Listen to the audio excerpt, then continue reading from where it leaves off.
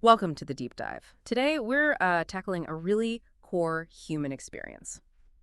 How we respond when life, well, throws us a curveball.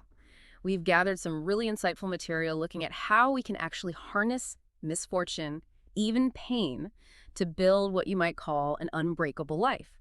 Not one that's immune to hardship, obviously, but one where we have that inner strength, to navigate anything and maybe come out stronger. It's a powerful idea and so relevant because, let's face it, nobody gets a free pass, right? We all face those moments, job loss, betrayal, projects that just crash and burn. We know that initial shock wave. And then what follows, the anger, the sadness, maybe just feeling completely knocked off course. Exactly. And that's really where our exploration starts today. This isn't about some like surface level positivity or pretending everything's okay when it's not. It's about digging into what happens after we've acknowledged the tough stuff. What's actually left inside us? What can we genuinely learn? How can we grow? When we make that conscious choice to move forward with conviction instead of letting rage just swallow us whole. Yeah, and our sources really shed some light on this. We'll be looking at what that kind of bedrock of resilience looks like after you accept things. That active choice, to be driven by your values, your convictions, rather than just anger. And some surprisingly practical ways to, well, pick yourself up and start moving again. We're also going to explore the maybe counterintuitive idea of living a life that doesn't necessarily deny pain, how to navigate that really tricky terrain of broken trust, and even how those tough times can equip us with these unexpected new weapons, as one source calls them, for the future. And crucially, we'll look at those insights that maybe only failure can teach us. The potential to actually turn misfortune into something valuable, the spoils of war, the surprising strength that can come from our vulnerabilities, and that really essential skill of cultivating emotional flexibility. It's about fundamentally changing our relationship with adversity. Not avoiding it, but maybe leveraging it for real growth. Okay, so let's unpack this first bit. After that initial storm, once we start to accept what's happened, what surprising things actually remain? It's interesting. The sources talk about this unexpected stillness, sometimes clarity that can emerge when those initial waves of anger, grief, whatever it is, start to recede. There's this quiet realization, I am still here. And that simple fact becomes a really fundamental source of strength. It's not about denying the loss, not at all, but recognizing your continued existence. That's the bedrock for rebuilding. Right. So the key insight isn't just, oh, I survived. It's that the very act of survival, kind of stripped bare, reveals this inherent resilience, something you might not even know you had, a foundation that, external stuff can't really erase. And what's fascinating here is the difference between acceptance and just like resignation. Acceptance, as our sources emphasize, isn't about giving up, not at all. It's about acknowledging the reality of the situation, understanding your current limitations, yes, but also, crucially, your remaining potential within that new reality. Yeah, it's that vital first step, shifting your focus from what's broken, the lost job, the fractured relationship to what you still have to work with. And this deeper understanding of what truly matters often leads to a pretty significant shift in perspective about, external achievements. Absolutely. Instead of just focusing on what's gone, you start to see what you still possess. The sources also highlight this deeper understanding of just human fragility that develops. Having navigated those really tough times gives you a much greater empathy for others' pain, doesn't it? Because you've carried something similar yourself. That shared experience, forges a really profound level of understanding and compassion. It extends to forgiving not just the vulnerabilities you see in others, but also, and this is maybe the hardest part, your own. There's also this liberating realization that those external markers, status, income, titles, they become less important somehow, less significant than just maintaining your core sense of self through whatever happens. It's like you realize those are just costumes, maybe, not the actual you. Exactly. When everything seems to crumble, you realize those external things, they aren't the essence of who you are. And that understanding, well, it empowers you to make choices based on your deepest values, rather than, trying to cling to a certain image or what society expects. Yeah, living in alignment with your authentic self, regardless of what others might think. And this shift leads to developing a different kind of strength. One source calls it a quiet, resilient strength. It's not the old idea of never being broken. It's the ability to rise again after being broken. That makes sense. It's about flexibility then, being able to bend and adapt rather than being rigid and just shattering under pressure. Precisely. So through these experiences, you learn how to be adaptable, how to navigate those tough times. And maybe you start to lose that initial paralyzing fear of misfortune. Because even if you face loss again, you have this deeper sort of embodied knowledge. You know how to find your center again. You know how to rebuild. Okay, which brings us to a really crucial point. How do we actively choose conviction over that, really natural urge towards rage when misfortune hits? Because that initial why me feeling, the anger, it's such a deeply human response. Absolutely. And the sources acknowledge that anger can be a powerful initial jolt, A spark. right? It ignites action when we feel powerless. It gives us that immediate burst of energy to stand up. But they also strongly emphasize that as a long-term fuel. Well, anger is incredibly volatile and ultimately kind of self-destructive. Yeah. But I wonder, are there situations where that initial intensity, if you channel it right, could actually sustain motivation for change?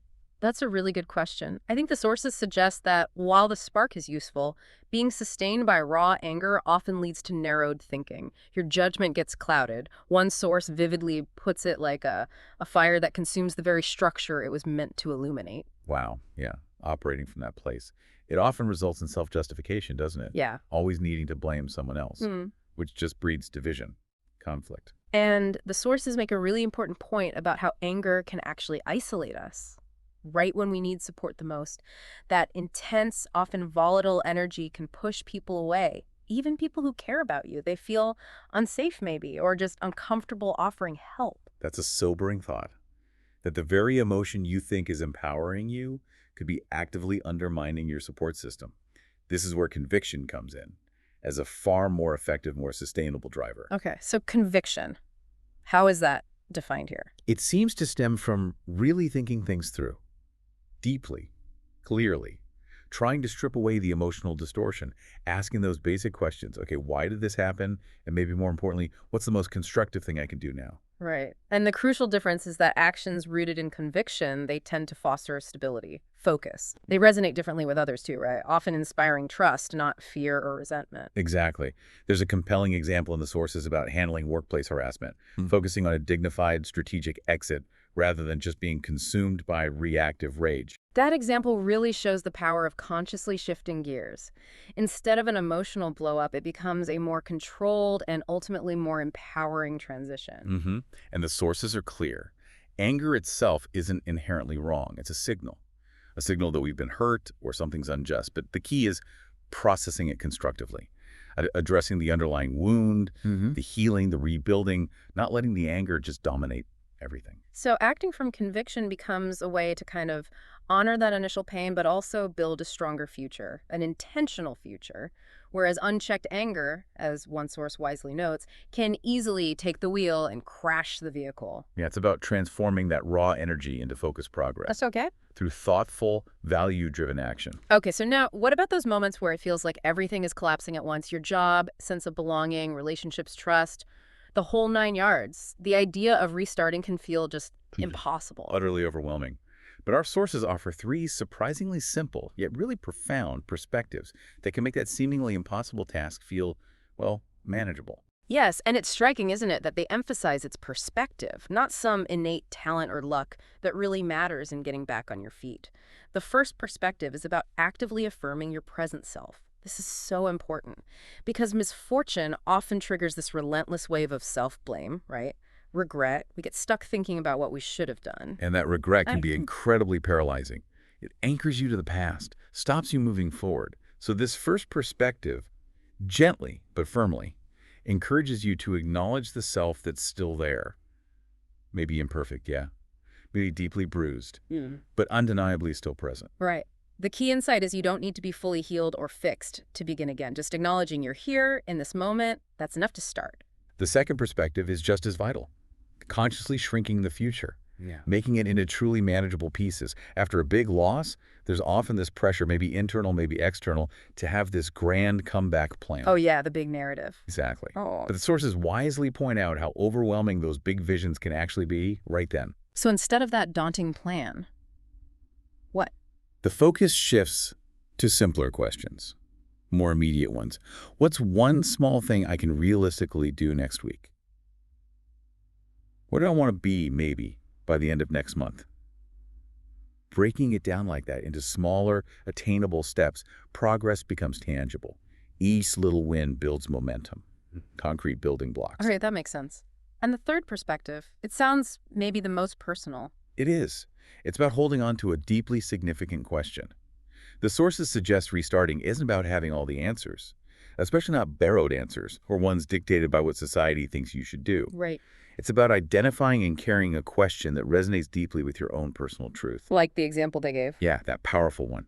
If I could choose again, what is the one thing I would protect above all else? Hmm. It's not about finding the answer immediately. It's the act of holding that question in your awareness that gives you orientation, a compass. Ah, okay. It helps you stay aligned with what truly matters to you. Guides your choices even when things are confusing externally. Exactly. So these three perspectives, affirming your present self, shrinking the future, holding a deep personal question. They aren't dramatic pronouncements. They're simple, but deeply grounding. And it's through taking those small, deliberate steps, fueled by a growing self-trust, rather than waiting for some flash of brilliance or perfect timing, that we can really begin to move forward again. Which brings us to a really important, maybe counterintuitive shift in how we relate to pain itself. Our sources really challenge this common approach, treating pain like an enemy, something to overcome, forget, or outrun at all costs. Exactly. This pervasive idea that a successful life is somehow a pain-free life. But the source suggests there's actually profound resilience in learning to live alongside pain, without that constant internal battle, that resistance, or feeling like you always have to hide it. Yeah, the tendency to suppress pain, whether it's sorrow, betrayal, anxiety through distraction, or forced positivity, many of us can relate to that, unfortunately. Yeah. But the sources really highlight how counterproductive that can be long term. Because pushing it down doesn't make it disappear, does it? No, it often resurfaces in unexpected, maybe more damaging ways, like resentment or helplessness or just this quiet erosion from within. And there's a real turning point described in the sources, a moment of deep self-compassion. When we finally let ourselves acknowledge the pain, just say, it's okay, you're allowed to hurt, you're allowed to feel this. The sources suggest even that seemingly small act of acceptance can bring surprising relief, much needed relief. It's crucial to understand, though, that not denying pain doesn't mean wallowing in it, right? Or using it as an excuse to check out of life. No, exactly. It just means acknowledging its presence without feeling pressured to fake optimism or chase some ideal of constant strength. Recognizing that your pain has meaning, that it matters as part of your experience. Yeah. That can actually be the first step toward genuinely restoring your strength, sustainably. And interestingly, facing our own pain, honestly, without flinching, it fundamentally changes how we connect with others, too. It moves us beyond that superficial level of pretending everything's always perfect or projecting invincibility. Yeah, it enables a much deeper, more authentic empathy, connection with others in their own pain. True connection often forms around that shared human vulnerability, doesn't it? It does. We start to genuinely respect people who are moving forward despite visible wounds, and we find a different, more profound kind of strength in those honest, mutual connections. It's a powerful reminder, too, that healing is rarely linear. Accepting our pain, acknowledging others' pain, that's a significant act of agency itself. Okay, now let's navigate the really delicate, often long-lasting impact of broken trust.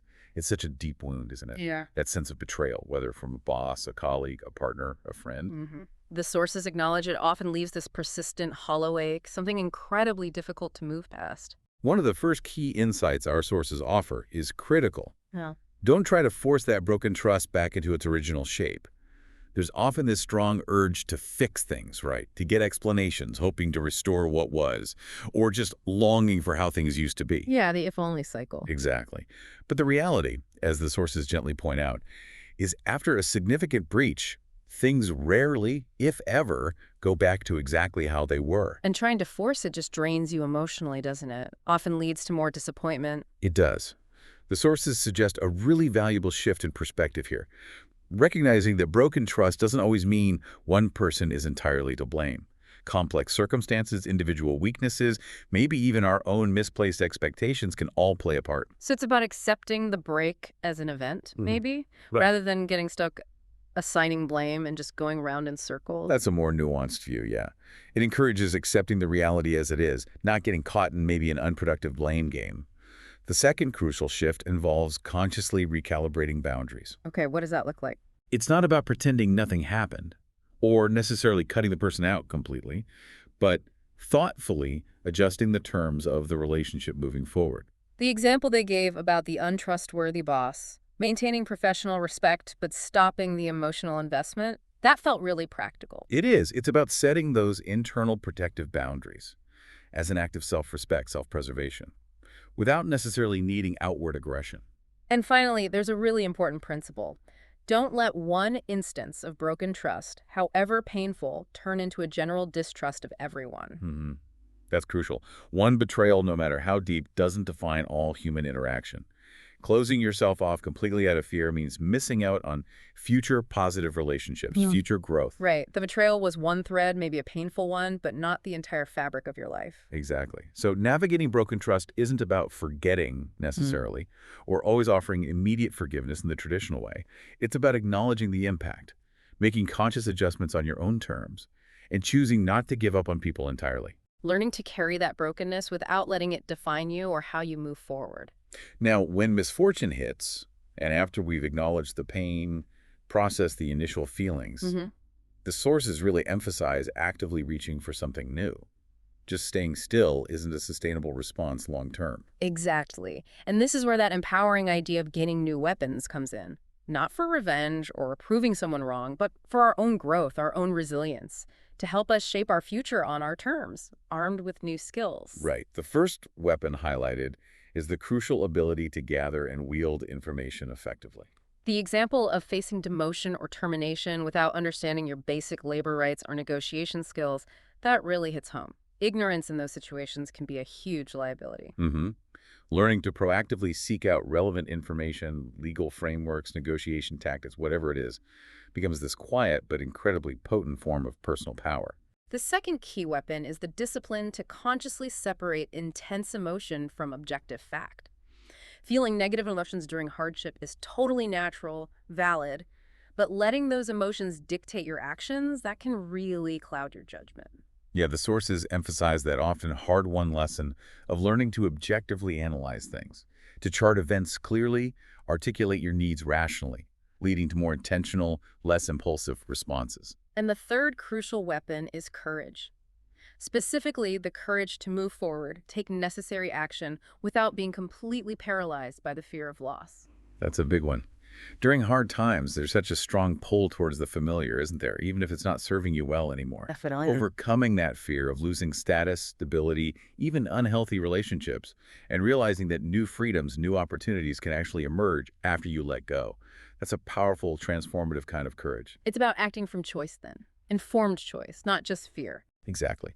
So actively gaining these new weapons, information, emotional discipline, courage, it's about making sure the pain wasn't wasted. It's about intentionally transforming those wounds into a more durable, resilient inner strength. Strength that equips you better, so you hopefully avoid being hurt in the exact same way again.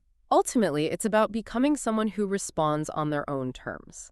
Consciously deciding what lessons to learn, what to keep, and as a result, feeling less terrified by future challenges because you have these acquired skills and perspectives, these weapons. While we often try so hard to avoid failure, our sources offer this really compelling argument that some of the most formative moments, the most valuable lasting lessons, often come not from success, but directly from failure. It's definitely counterintuitive, isn't it? We see failure as this huge setback, something shameful, but the examples are relatable, like facing repeated job rejections, how that can surprisingly lead to you stopping letting those superficial judgments define your actual worth.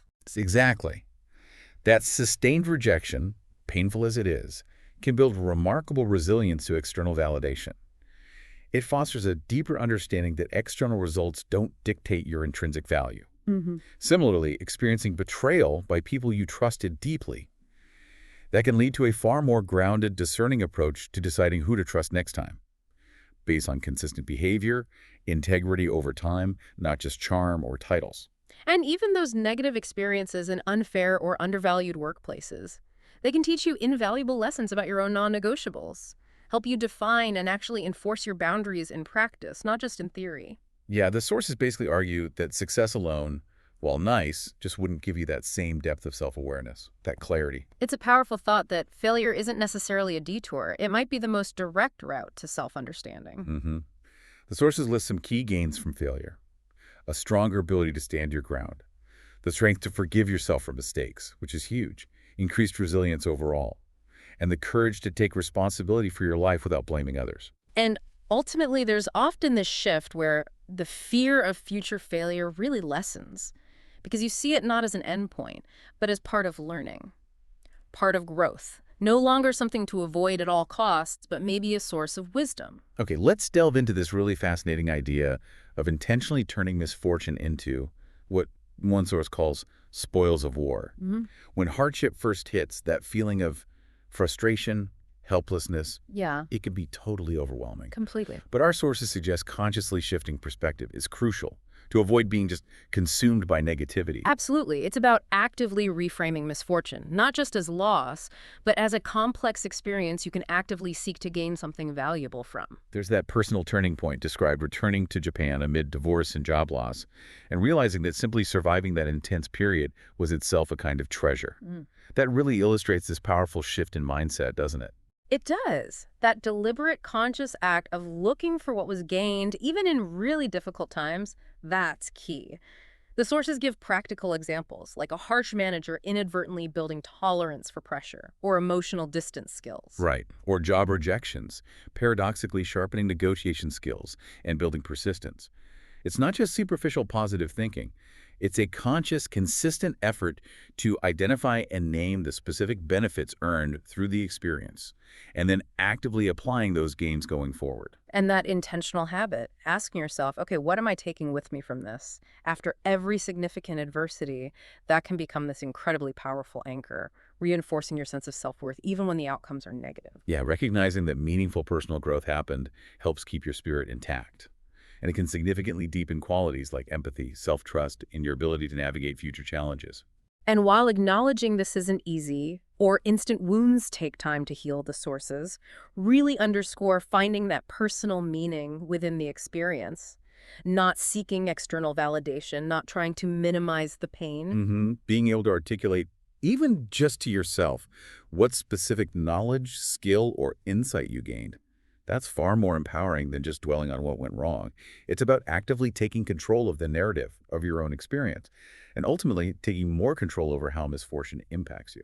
Finally, let's consider the unique, often profound strength that can emerge precisely from being wounded. While we all naturally want a life mostly free from significant pain, our sources offer this powerful, maybe counterintuitive idea. It's often because of the wounds that we gain a certain kind of deep, enduring strength. Exactly. The sources suggest our wounds often reveal our fundamental limits, our capacity for endurance, our underlying fragility, and importantly, how it can confront our deepest vulnerabilities. It's often through these difficult experiences that we learn that true strength isn't always winning or avoiding pain. It's more about our consistent ability to rise again, often wiser, more compassionate, after we've inevitably been knocked down. And those wounds also tend to foster a much deeper, more authentic understanding of others, don't they? Having personally experienced situations where effort doesn't guarantee success, where injustice can prevail, it cultivates a quieter, more profound support for others facing similar struggles, moving beyond just empty encouragement to a more grounded, empathetic presence. Furthermore, being wounded significantly can often teach us that invaluable lesson of letting go. Letting go of attachments, status, income, specific relationships, even our ideas about our expected roles. Yeah, that often painful process of loss and then realizing life continues. It can lead to a surprising lightness, new freedom, and a unique strength that comes from no longer fearing those potential future losses quite so intensely. And there's a really beautiful idea in the sources that our wounds actually create depth within us. They lead to a richer, more nuanced understanding of the full spectrum of human emotions, the weight of words, the power of silence, the importance of genuine empathy. Often shifting our focus away from superficial markers of success toward what truly nourishes the spirit. The sources ultimately conclude there's no inherent shame in our wounds. In fact, they've often significantly contributed to our flexibility, our resilience, compassion, and maybe most importantly, our capacity for honest self-reflection.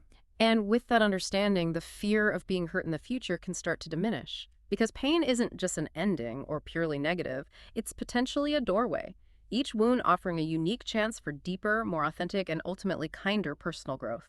Our final area today is the absolutely crucial practice of cultivating emotional flexibility. We all know that despite our best plans, our diligent efforts, unpredictability is just part of life, isn't it?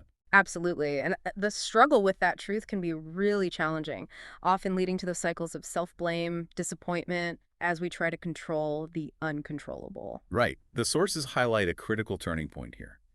Consciously shifting focus from trying to change the external world to actively working on changing ourselves.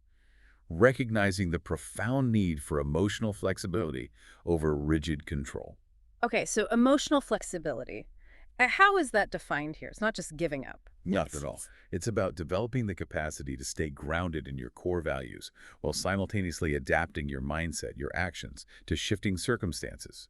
It's about staying open, engaged with life, even when things are painful or uncertain, rather than instinctively retreating or shutting down. And this isn't a strength you just develop overnight, is it? Or through sheer willpower? Definitely not. It's a skill built gradually, incrementally, through consciously navigating difficult moments. The sources give practical examples like pivoting your finances after a pay cut or adjusting job application strategies after repeated rejections. It seems like it involves specific skills, too, like reframing negative thoughts, accepting difficult emotions without judgment. Those are key to bouncing back. Exactly. And the importance of those small moments, consciously stopping, breathing, resetting your internal state when you feel overwhelmed, that can't be overstated. It's about intentionally expanding your emotional range, building the capacity to bend and adapt rather than rigidly resisting and potentially breaking. There's also that breakthrough mentioned, letting go of chasing perfectionism, Okay. learning to accept good enough sometimes, softening the blow of failure. Mm-hmm.